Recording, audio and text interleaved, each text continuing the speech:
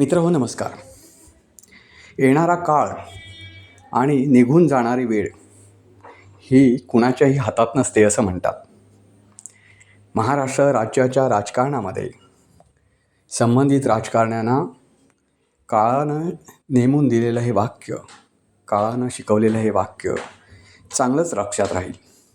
कारण अजित पवार, सर्वांचे लाडके नेते असलेले अजित पवार यांच्या निधनानंतर राष्ट्रवादी शरद पवार गटाला अजित पवार गटाशी वाटणारी सलगी, वाटणारी जवळीकता आणि दोघांनीही एकत्र येण्याची वाटणारी निकड या गोष्टी अगदी प्रकर्षानं जाणवू लागल्यात. दोन्ही गट एकमेकांशिवाय कसे जगू शकत नाहीत हे शरद पवार गटाचे नेते वारंवार सांगताना दिसत आहेत. शरद पवार गटाला एकत्रित येण्याची एवढी घाई का? आणि खरोखरच शरद पवार गट आणि अजित पवार गट हे एकत्र येऊ शकतील का, यावर आजचा व्हिडिओ आपण बनवणार आहोत. तर मित्रांनो, व्हिडिओ शेवटपर्यंत बघायला विसरू नका. मित्रहो, अजित पवार यांच्या निधनानंतर सुनेत्रा पवार यांनी 2 दिवसातच उपमुख्यमंत्रीपदाची शपथ घेतली आणि अनेकांच्या भुवया उंचावल्या. मात्र त्यांच्या शपथविधीमागे दुःख नव्हतं असं नाही, पण तरीसुद्धा त्यांनी शपथविधी घाईघाईत उरकला. यामागे अनेक कारणं होती. महत्त्वाचं म्हणजे अजित पवार गटातील काही लोकांना अजित पवार गट आणि शरद पवार गट हे एकत्र आले नाही पाहिजेत असं वाटतं. त्यामागे त्यांची काही वैयक्तिक कारणं असू शकतात किंवा त्यांची पक्षाबाबतच्या धोरणांना धक्का लागू शकतो, असं काही त्यांची स्वतःची वैचारिक हे असू शकते, लेवल असू शकते. पण त्यामुळे सुनेत्रा पवार यांनी आयत्यावेळी आणि अचानक शपथ घेतली. मित्र, प्रश्न असा आहे की शरद पवार गट हा भाजपलासुद्धा फार जवळ नको आहे. फक्त कधी आपण पडलो, झडलो, कुठे आपल्याला ठेच लागले, राजकीय ठेच, तर शरद पवार गटाची मदत घ्यायला भाजप मागे पुढे पाहणार नाही. पण त्यांच्यासोबत कायमस्वरूपी घरोबा करायला भाजपची इच्छा नाही. मित्र हो, त्यामुळे अजित पवार गट आणि शरद पवार गट एकत्र येऊ नये हे अजित पवार गटातील काही नेत्यांसह भाजपलासुद्धा वाटते. त्यामुळेच सुनेत्रा पवार यांना दुःखातून तात्काळ सावरून उपमुख्यमंत्री पदापर्यंत पोहोचवण्यामध्ये या सर्व शृंखलेची, या सर्व साखळीची मदत झाली. त्याचमुळे हा शपथविधी घाईघाईत उरकला गेला. मित्रहो, शरद पवार गट हा भाजपशी सलग म्हणजे समोरासमोर करू शकत नाही. पण आज शरद पवार गटाची परिस्थिती अतिशय नाजूक आहे. काही दिवसांपूर्वी, म्हणजे तुम्हाला सांगायचं झालं तर विधानसभा निवडणुका ज्या झाल्या काही महिन्यांपूर्वी, त्या विधानसभा निवडणुकीच्या वेळी शरद पवार गटामध्ये असलेला द्वेष आणि सर्व गोष्टी ह्या आता हळूहळू गळून पडल्यात. जवळपास अस्ताकडे जाणारा पक्ष अशी शरद पवार गटाची अवस्था झालेली आहे. महाविकास आघाडीला एकत्र करण्याचं काम शरद पवार यांनी स्वतः केले होते. त्यांची स्वप्न होती की भाजपला धूळ चारायची आणि महाविकास आघाडीचं सरकार राज्यात स्थापन करायचं. लोकसभेमध्ये महाविकास आघाडीनं महाराष्ट्रामध्ये निर्भेळ यश मिळवलं आणि महायुतीला धूळ चारली. त्यामुळे कॉन्फिडन्स मिळालेला शरद पवार यांनी नव्यानं महाविकास आघाडीची बांधणी केली. महाविकास आघाडीच्या पदाधिकारी आणि नेत्यांमध्ये जोश निर्माण केला आणि हे नेते नव्यानं कामाला लागले. पण म्हणतात ना, यशाची हवा डोक्यात गेली की भले भले आभाळातून खाली कोसळतात. महाविकास आघाडीची अवस्था अशी झाली. यशाच्या धुंदीत राहिलेल्या या मातब्बर नेत्यांनी विधानसभा निवडणुकीकडे ज्या पद्धतीनं पाहायला हवं होतं त्या पद्धतीनं पाहिलं नाही. दुसरीकडे भाजपने पराभवातून काही शिकण्याच्या हेतूनं कारणमीमांसा केली आणि पुढच्या वेळी गाफील न राहता, म्हणजे विधानसभा निवडणुकीत गाफील न राहता अतिशय साम दाम दंड भेद आणि ज्या गोष्टी इतर असतील त्या वापरून यश मिळवायचंच असा चंग बांधला आणि विधानसभा निवडणुकीत आपलं सरकार स्थापन केलं. त्यामुळे महाविकास आघाडीमध्ये मतभेद निर्माण झाले. सत्तेशिवाय न राहिलेले 3 पक्ष, सत्तेशिवाय न राहू शकणारे 3 पक्ष महाविकास आघाडीत विरोधी पक्षात बसले आणि त्यामुळे त्यांचा जळफळाट होऊ लागला.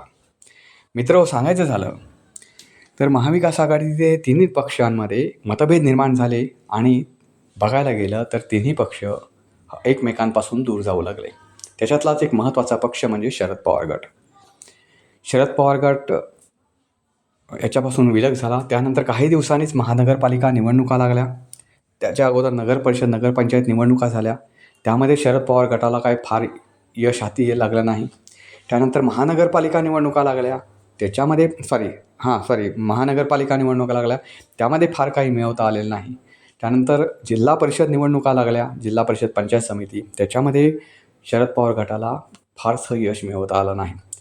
या सगळ्या गोष्टी विधानसभा निवडणुकीनंतर ज्या ज्या निवडणुका झाल्या, या सर्व निवडणुकांपासून शरद पवार हे अलिप्त होते, दूर होते.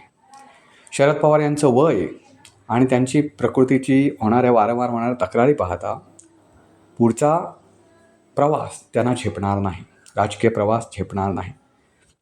शरद पवार यांची बुद्धिमत्ता, त्यांची राजकीय चुणूक, त्यांचे राजकीय मुत्सद्दीपणा हा कोणीही नाकारू शकत नाही.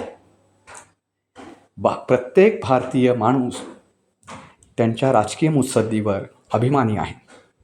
पण तरीसुद्धा त्यांनी ती मुत्सद्दीगिरी कुठे दाखवावी आणि कशी दाखवावी याबाबत जी काय हे दाखवायला पाहिजे, एक वेळेचा संगम साधायला पाहिजे, तो त्याने साधला नाही आजपर्यंत.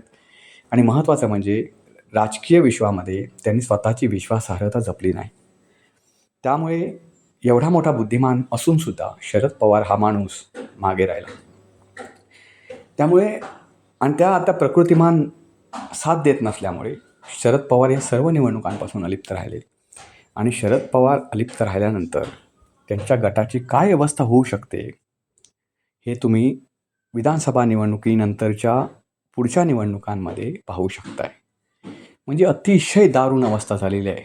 मला तर असं वाटतं की भविष्यात पुढच्या 2-4 ज्या निवडणुका होतील त्याच्यामध्ये शरद पवार गटाने जर व्यवस्थित कार्यकर्त्यांची बांधणी केली नाही, कार्यकर्त्यांमध्ये जोश भरला नाही, नेत्यांमध्ये असणारी दुफळी कमी केली नाही, सामान्य लोकांपर्यंत ते पोचले नाहीत, सामान्यांचे प्रश्न त्याने हाताळले नाहीत, सामान्यांसाठी ते रस्त्यावर उतरले नाहीत, तर शरद पवार गटाची अवस्था रिपब्लिकन पार्टीसारखी झाल्याशिवाय राहणार नाही.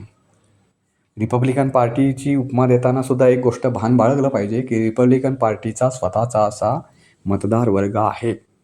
एवढा मतदार वर्ग तरी शरद पवार गटाशी एकनिष्ठ राहणार असेल का, हा प्रश्न आहे.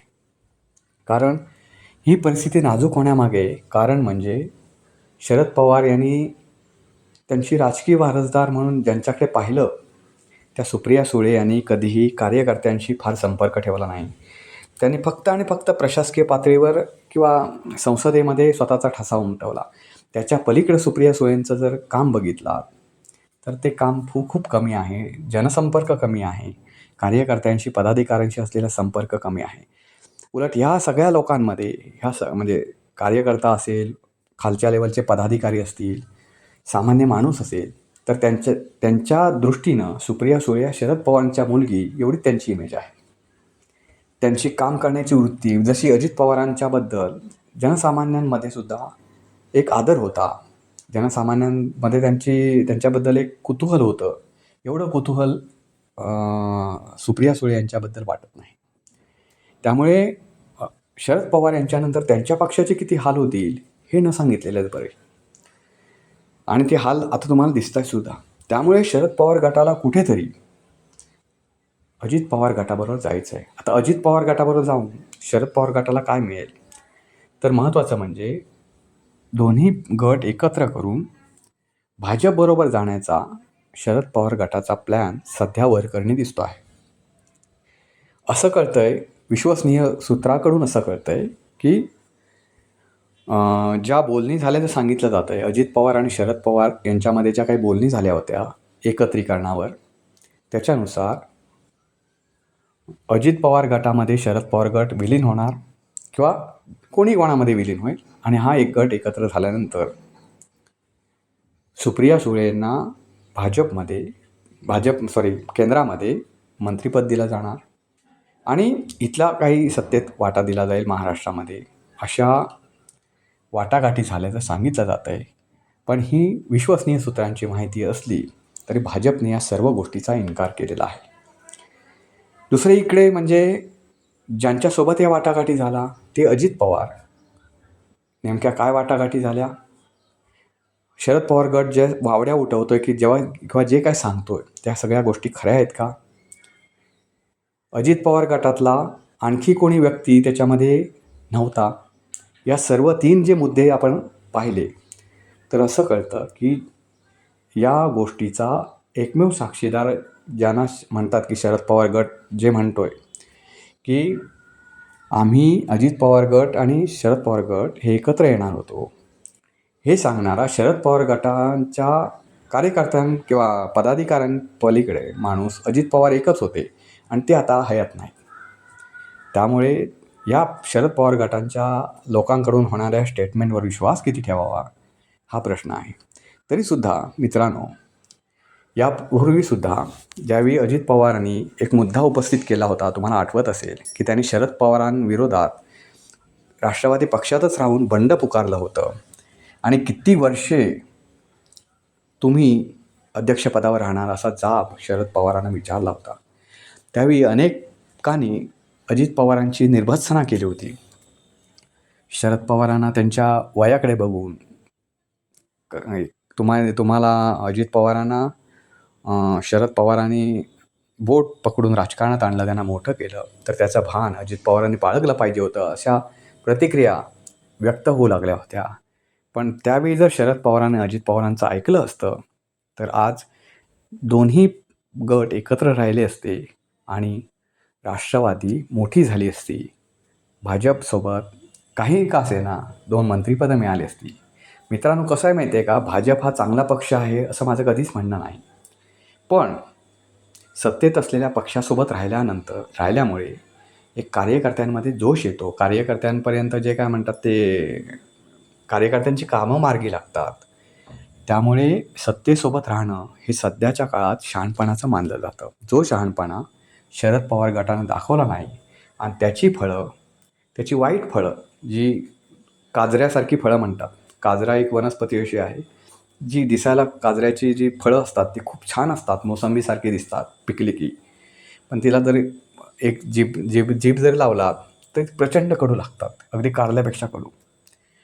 तर ही कडू फळं चाखण्याची वेळ शरद पवार गटावर आलेली आहे.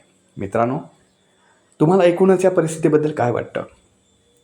अजित पवार आणि शरद पवार गट हे एकत्र येण्याबाबत चर्चा झाली होती असं जे शरद पवार गटाकडून सांगितलं जातं आहे, हे सत्य आहे का? की अजित पवार यांच्या मृत्यूनंतर ही उगाचच वावडी उठवण्याचा प्रयत्न शरद पवार गटाकडून होतो आहे? तुमचं मत कॉमेंट बॉक्समध्ये नक्की कळवा.